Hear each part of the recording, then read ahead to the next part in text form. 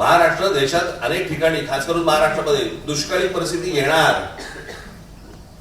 आणि आमच्याकडे काय चाललंय? खासदार फोडणं, आमदार फोडणं, नगरसेवक फोडणं, आमची सत्ता कशी टिकेल, वाटेल तेवढे पैसे आम्ही द्यायला तयार आहोत, माणसं विकली जात आहेत.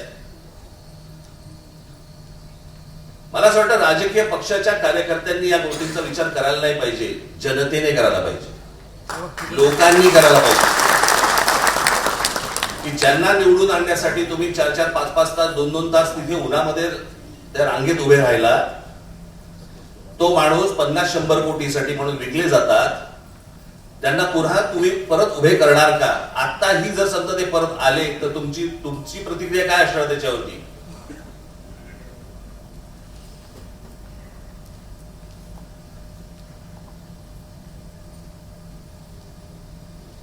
एक जुनं वाक्य आहे ते, स्वाभिमान नेला ना की उरतात फक्त जिवंत प्रेत.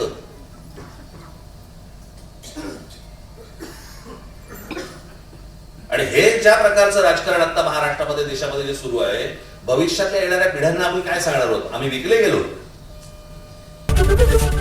एबीपी माझा, उघडा डोळे बघा नीट.